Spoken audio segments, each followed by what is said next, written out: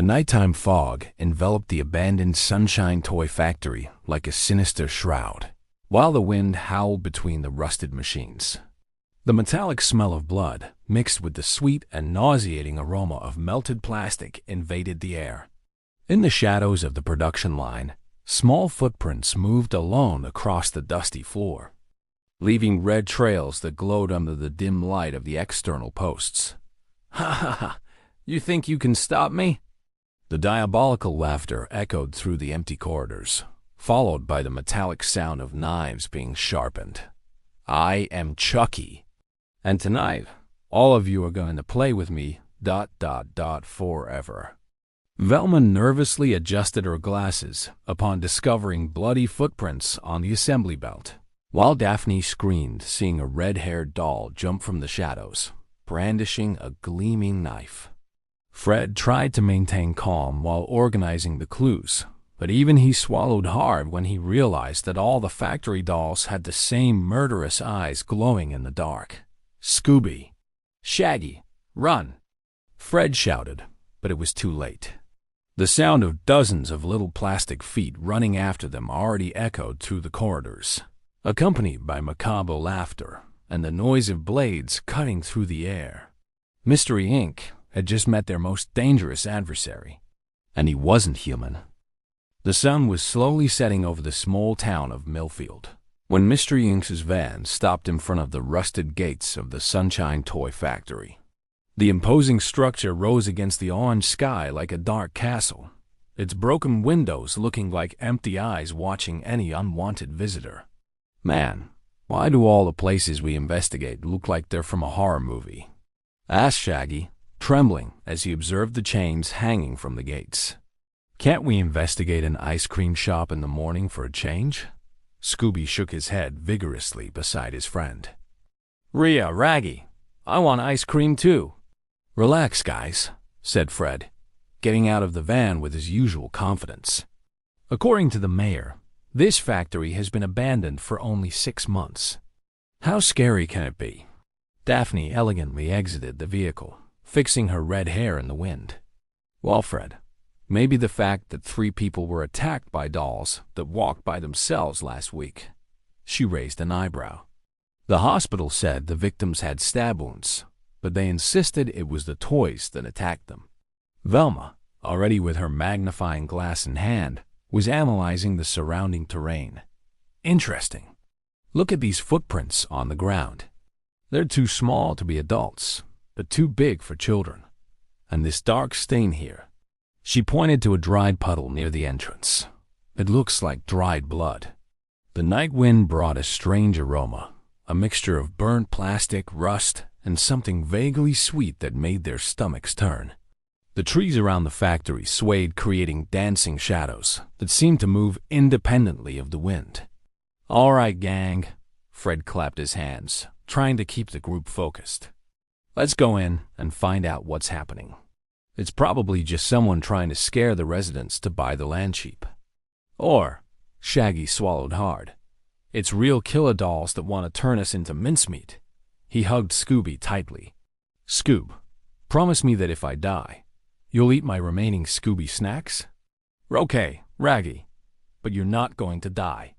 Scooby licked his friend's face, trying to calm him. Daphne rolled her eyes, but smiled affectionately. "You two are impossible. Come on. The sooner we get in, the sooner we solve this and can go home." They approached the main gate, which was ajar despite the chains. Fred pushed it slowly, and the rusted metal emitted a sharp groan that echoed through the deserted area. The factory's inner courtyard was even more sinister than the facade. Machines covered by tarps spread like sleeping ghosts, and the smell of mold mixed with chemicals grew stronger with each step. "Look at this." Velma pointed to a fallen sign on the ground. "Sunshine Toy Factory, where children's dreams come to life. How ironic, ...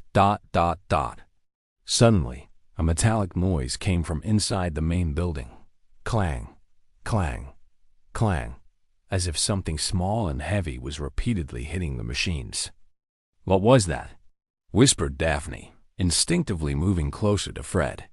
Shaggy was almost fainting. That's the sound of dolls sharpening knives. I saw a movie like that once. First they make that noise, then. He made dramatic gestures in the air, imitating stabs. Calm down, Raggy. Scooby covered his own eyes with his paws. Fred turned on his powerful flashlight, illuminating the main building's entrance. The glass door was cracked, and through it they could see undefined silhouettes scattered across the entrance hall floor. "Those aren't silhouettes," murmured Velma, adjusting her glasses. "They're dolls. Dozens of them, scattered across the floor as if they had fallen from the production belts." The wind picked up, making pieces of paper and plastic fly through the courtyard like dancing ghosts. Somewhere inside the factory, a music box began to play, a distorted children's melody that sounded more haunted than cheerful. "All right, gang." Fred took a deep breath. "Let's go in through the main entrance. Stay together and ... Crash! The sound of shattering glass came from the second floor. Everyone looked up and saw a completely destroyed window, with shards still falling in the courtyard around them. "That's a sign," shouted Shaggy. "A sign to leave. Now. Immediately. Without looking back." But before they could move, something rolled through the broken window and fell to the ground with a dull thud. It was a doll. A red-haired doll wearing striped overalls, holding a small toy knife that gleamed strangely in the moonlight. The doll didn't move, but its plastic eyes seemed to follow the group's every movement. "Hello, guys." The voice came out low and hoarse from the doll. "Want to play?" The group's collective scream echoed through the empty courtyard, while everyone backed away from the fallen doll. Shaggy jumped into Scooby's arms, who in turn tried to climb Fred like a tree. It talked," stammered Daphne, pointing to the toy that remained motionless on the ground, but with those unsettling eyes that seemed to follow their movements. Velma, overcoming the initial shock, approached cautiously with her magnifying glass. "Interesting ... look, gang. This doll has speakers built into its chest. It's probably remotely controlled." She pointed to small, almost imperceptible holes. "Someone is playing with us." "Remotely controlled?" Fred regained his composure, helping Shaggy and Scooby down from his shoulders. "So there's someone around here who can see our movements." Shaggy trembled like a leaf. "Okay, we solved the mystery. It's a robot doll. End of story. Let's go." "Not so fast." Daphne crossed her arms, analyzing the situation. "If someone is using technology to scare people, we need to find out why. Maybe it's a scheme to depreciate the property value." Scooby sniffed the air around the doll. "Our mom. It smells strange, like old blood and ... He made a disgusted face. "Blood? Blood? Blood?" Velma crouched down to examine the toy better. "You're right. There are dark stains on its clothes, and that metallic smell ... She frowned. "This is very strange for a simple prank." Fred illuminated the building's facade with his flashlight. "Right. Let's go in systematically. Daphne, you stay with me analyzing the ground floor. Velma, Scooby, and Shaggy, you check the administrative office." "Oh, sure." Shaggy gestured dramatically. "Splitting up always works in horror movies. What could go wrong?" "Raggy is right." Scooby shook his head vigorously. "Whenever they split up, someone disappears." Daphne touched Shaggy's shoulder affectionately. "Relax, you two. We'll all stay on the ground floor and maintain visual contact. If anything happens, we scream." They pushed the cracked glass door, which opened with a sharp hiss. The factory's entrance hall was even more disturbing inside. Dozens of dolls were scattered across the marble floor, some upside down, others with limbs in unnatural positions. The emergency lighting flickered intermittently, creating shadows that danced across the walls. "My God," whispered Daphne. "How many dolls are there?" Velma began counting mentally. "At least 50, just in this room. And look, ... She pointed to the conveyor belts that snaked across the ceiling. The production line was running until recently. There's fresh plastic and some molds. Fred examined the control panel near the entrance. The machines were turned off just a few hours ago. The gauges are still warm. He pressed some buttons, and part of the lighting came on, revealing the true extent of the factory. What they saw made them swallow hard. There weren't just 50 dolls. There were hundreds of them, all identical to the one that had fallen from the window. Red hair, striped overalls, and those eyes that seemed to follow any movement. They were positioned in perfect rows along the main belt, like little soldiers awaiting orders. "This is ... bizarre," murmured Daphne. "Why would someone make so many identical dolls?" Shaggy was almost hyperventilating. "Because it's an army of killer dolls. They're going to surround us during the night," and he began dramatizing an epic battle between humans and toys. "Calm, calm." Scooby waved his paws, trying to calm his friend. Velma approached a belt that still had some drops of a dark red liquid. "Fred, come see this. There's blood on the production line." She followed the trail with the magnifying glass, and it's not a little. Someone was seriously injured here. Daphne pointed to a poster on the wall announcing, "Special Chucky line, limited edition for collectors." Below, in smaller letters, "Warning. Product may present personality defects. Not recommended for children under 18. "Personality defects?" Fred read over her shoulder. What kind of company puts a warning like that on toys? Suddenly, the music box they had heard in the courtyard started playing again, but now much louder and coming from all directions. The speakers scattered throughout the factory played a distorted version of "Twinkle, Twinkle, Little Star," but in a minor key that sounded sinister. "This is giving me chills," admitted Daphne, rubbing her arms. It was then that Velma noticed something that made her blood freeze. "Gang ... count the dolls in the front row." "Why?" Fred approached. "Because when we entered, I counted 12 dolls in the first row. Now, there are only 11. Everyone slowly turned to look at the row of dolls. Sure enough, there was an empty space right in the middle of the formation, as if a little soldier had abandoned its position. "Maybe you counted wrong?" suggested Daphne, but her voice sounded uncertain. "Velma never counts wrong." Fred swallowed hard. A sound of small, fast footsteps echoed through the side corridor.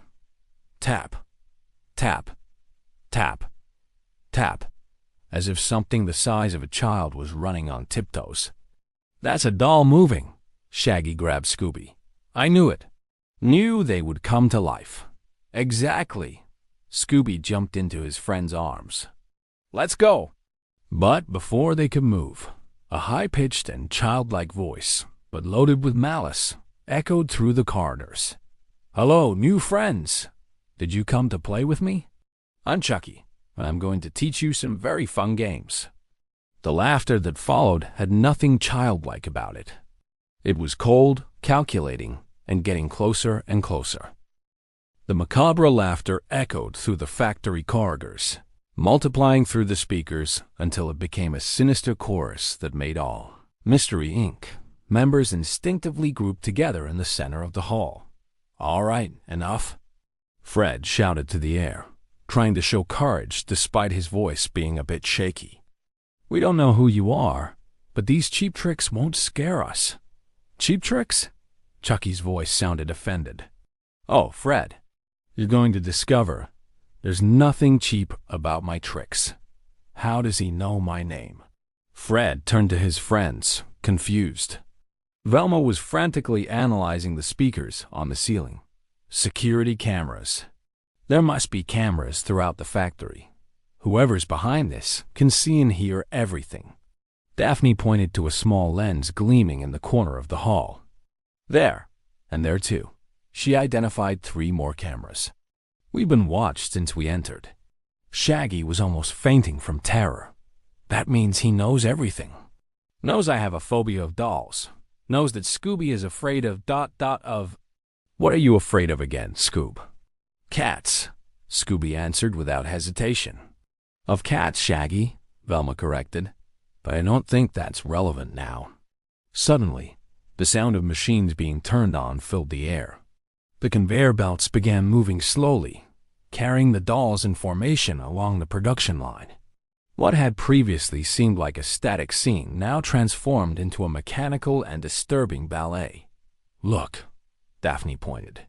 The dolls are moving with the belt. It's just the belt, Daph. Fred tried to sound convincing. They're not moving by themselves. But Velma had noticed something different. Fred ... Wasn't that doll over there turned to the left a few minutes ago? Everyone looked where she pointed. One of the dolls, at the end of the line, was clearly turned in their direction, with those plastic eyes that seemed to glow with their own life. Stop looking at me like that, Shaggy shouted at the doll. You're not real. You're just plastic and screws. To everyone's horror, the doll slowly raised a small hand and waved. The group's collective scream was interrupted by Chucky's voice, now coming from a completely different direction. Oh, but I am real, Shaggy. More real than you can imagine.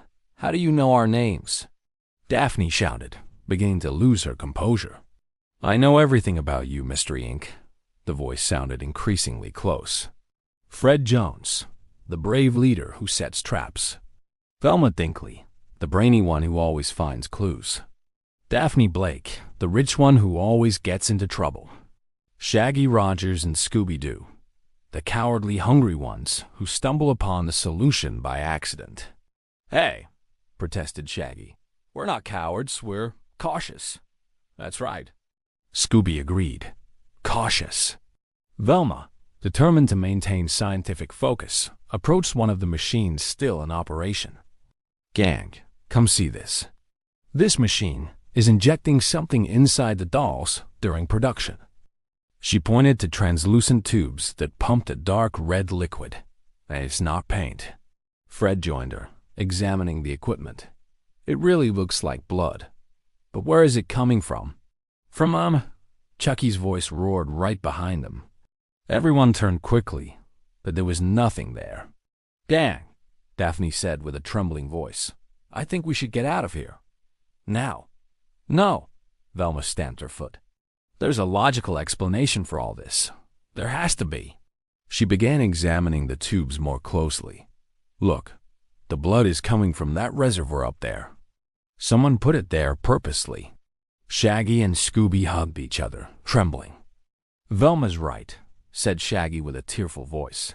There's always an explanation, usually involving someone in a mask wanting to scare people for money. Exactly. Fred regained confidence. Let's follow these tubes and find out who's behind. Crash! The sound came from the upper floor, followed by running footsteps. Many footsteps. Small and fast footsteps, as if a crowd of children was running toward the stairs. Those aren't people, whispered Daphne. They're the dolls.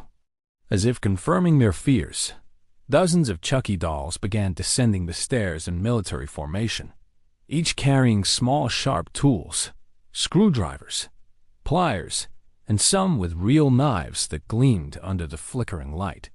Now you're going to play with me. Chucky's voice no longer came from the speakers, but from all the dolls simultaneously, creating a terrifying chorus. And the favorite game is hide and seek. You hide, and I seek. Run! Shouted Fred. The group shot through the factory corridors, with the sound of hundreds of small plastic feet hammering the floor behind them. Chucky's diabolic laughter echoed off the walls, mixed with the metallic noise of tools clanging against each other. Where are we going? Shouted Daphne as they ran. Anywhere away from the dolls, answered Shaggy, who was running so fast he was almost flying.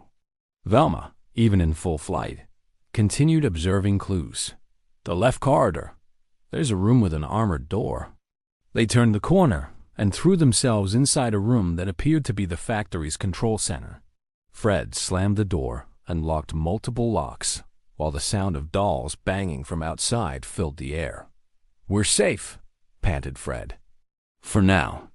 But when they turned to examine the room, they discovered something that made their hearts stop.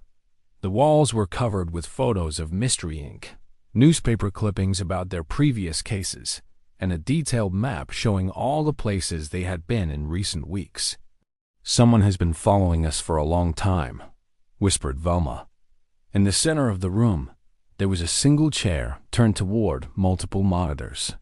And in the chair, a giant Chucky doll, the size of an adult person, was sitting with its back to them. "Welcome to my home."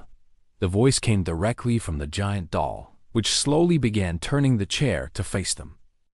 The giant Chucky doll in the chair turned completely, revealing eyes that glowed with intense red light and a smile that exposed small teeth sharp as razors.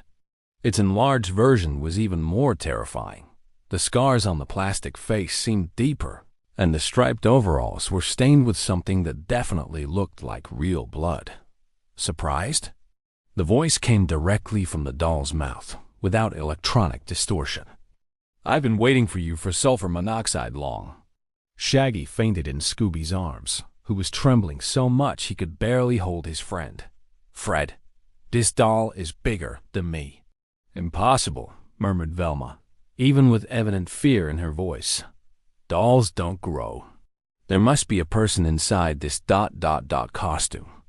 Daphne, gathering all her courage, took a step forward. "Who are you, and what do you want with us?"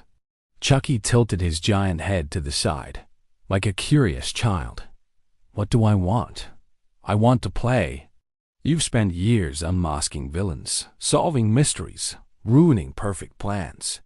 His eyes glowed more intensely. "Now it's my turn to make you suffer." Fred, trying to regain his natural leadership, banged on the table. "Enough. No matter who you are, we're going to figure out your trick and expose you like we did with all the others." "Oh, Fred." Chucky laughed, and the sound was like breaking glass. "I'm not like the others. I'm special. I'm real." The giant doll stood up from the chair, revealing its full height, almost 2 meters of pure intimidating presence. It walked toward the group with mechanical but fluid movements, as if it were really a toy that had come to life. Velma, even terrified, continued analyzing. "Look at its movements. There are servomotors in the joints. This is advanced robotics, not magic." "Very smart, Velma." Chucky stopped in front of her. "But you're only partially correct." Shaggy woke up from his faint just in time to see Chucky centimeters from Velma. It's alive. Really alive. Your lives." In time to see Chucky centimeters from Velma. Us. Shaggy woke up from his faint. "It's alive. Really alive." "Calm down, Raggy." Scooby shook him. "We need to do something." Fred gathered courage and positioned himself between Chucky and his friends. "Right. Here's what we're going to do. We're going to set a trap. The biggest and most complex trap we've ever made." Chucky clapped his hands like an excited child. "Oh, a trap. How fun. It's been so long since anyone tried to catch me with a trap." "You ... want us to make a trap?" Daphne frowned. "That doesn't make sense." "It makes perfect sense." Chucky danced in circles. "You make the trap. I pretend to fall for it. Then I turn everything around and use your trap against yourselves. It'll be hilarious." Velma whispered to Fred. "He's giving us too much information. Either he's very confident, or there's something we're not seeing." Fred nodded and began elaborating aloud. "Right. We'll use the production line itself against him.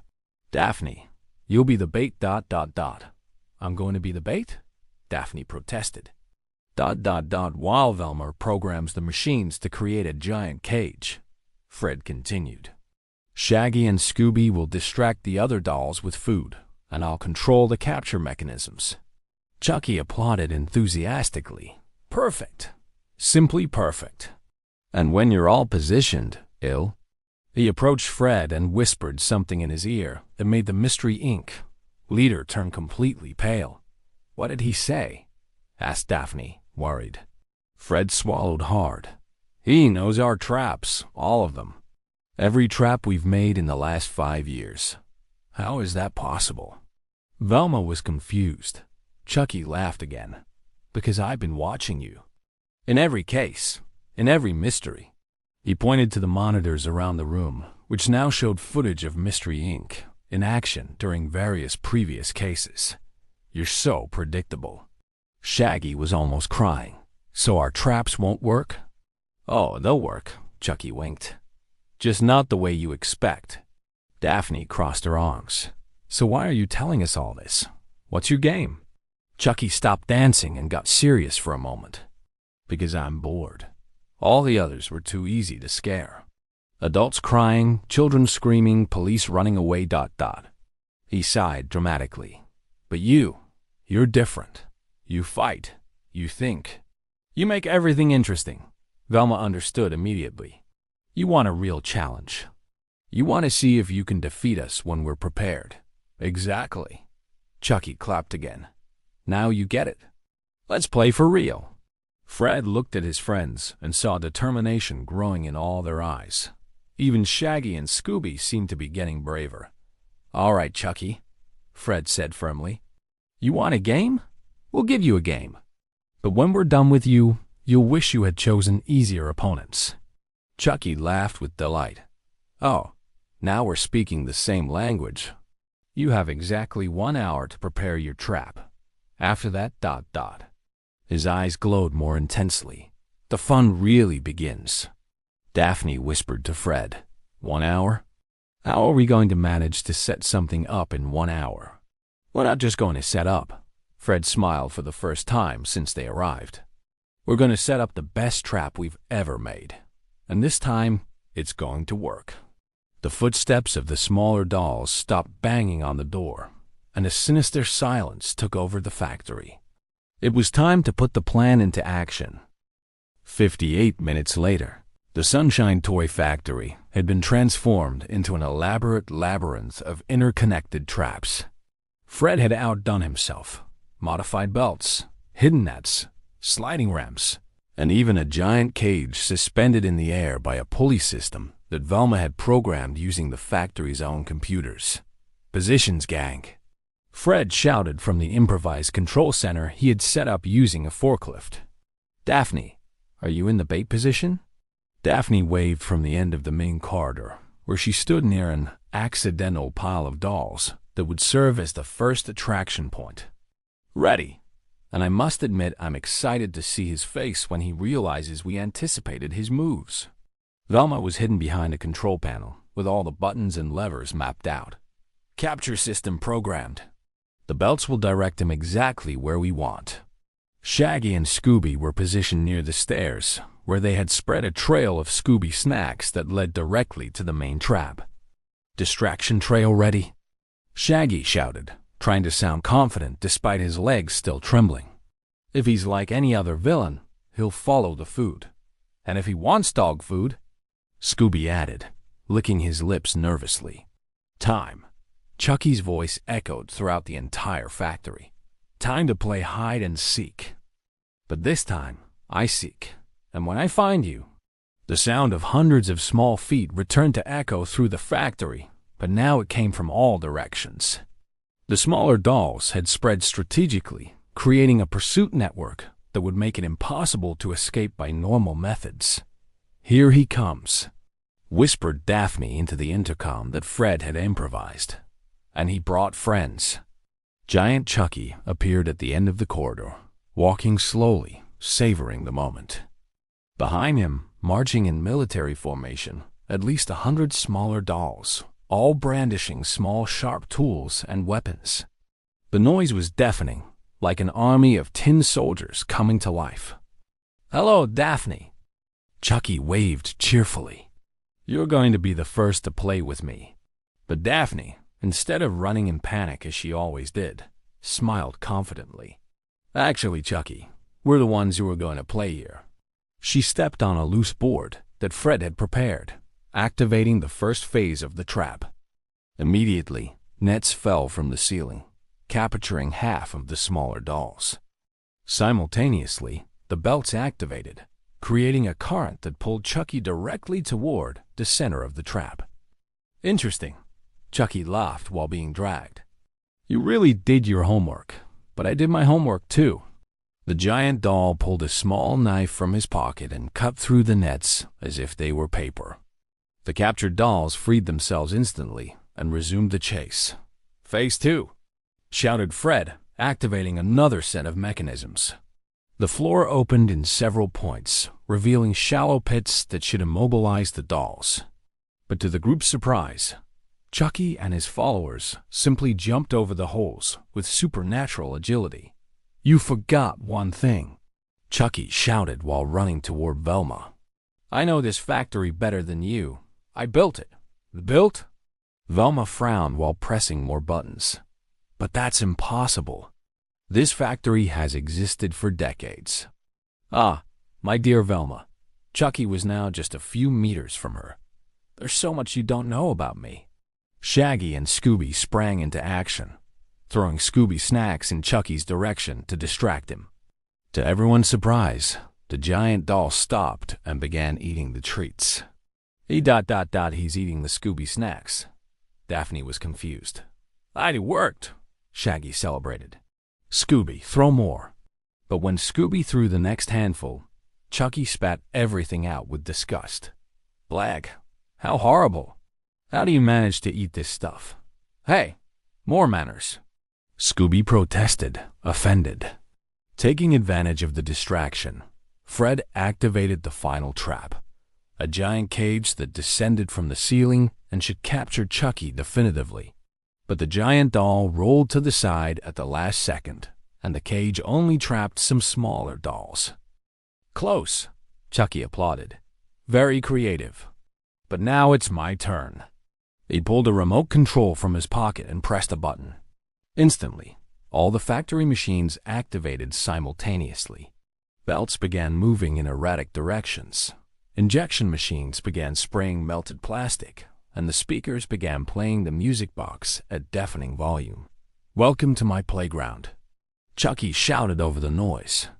The factory transformed into total chaos. The Mystery Inc. group had to run, jump, and dodge not only the dolls, but also the machines themselves that seemed to have gained malevolent life. "Fred!" Velma shouted while hanging from a belt that was trying to carry her toward a shredding machine. "Your plan isn't working." "I know," Fred replied while balancing on a rope to escape from a cutting machine. "Plan B." "What's Plan B?" Daphne asked while running from a cloud of toxic vapor. "There is no Plan B," Fred admitted. "We'll have to improvise." It was then that Scooby, in a moment of pure panic, stumbled and fell against a control panel that no one had noticed before. The panel lit up, revealing a factory map with a large red X marking the basement. "Fred, look." Scooby pointed to the panel. Velma, even while fleeing, managed to read the information. "It's a map of the power system. The power source for all systems is in the basement. If we turn off the power..." Fred understood immediately. "All the dolls stop," Daphne completed. Chucky, hearing the conversation, roared with rage. "No, you won't ruin my fun," but it was too late. The group was already running toward the stairs leading to the basement, with Chucky and his army of dolls in furious pursuit behind them.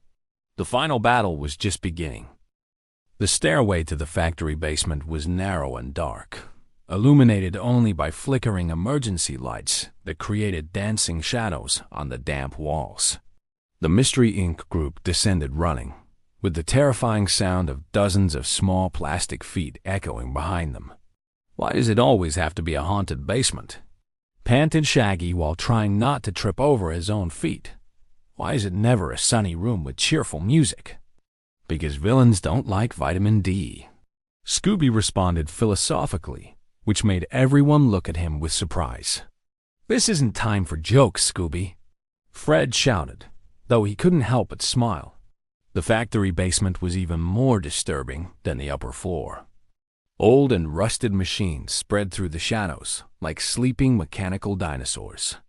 The smell of mold mixed with chemicals was almost suffocating, and the sound of water dripping somewhere invisible added a sinister soundtrack to the environment. "There," Velma pointed to a gigantic electrical panel at the back of the basement. the main power system. But between them and the panel was something that made their hearts stop. A mountain of defective Chucky dolls. Some without arms, others without heads, many with melted or distorted facial expressions. It was like a toy cemetery. My prototypes. Chucky's voice echoed through the stairways as he slowly descended, savoring the moment. My first attempts at creating the perfect doll. Daphne cautiously approached one of the defective dolls. These are ... old. Some seem to be decades old, because they are decades old. Giant Chucky finally reached the basement, with his small soldiers spreading out to surround the group. You think I'm just another villain in a costume? I'm Charles Lee Ray. I built this factory. Velma adjusted her glasses, frantically analyzing. Charles Lee Ray. That name sounds familiar ... It should. Chucky laughed bitterly. I was the original owner of this factory.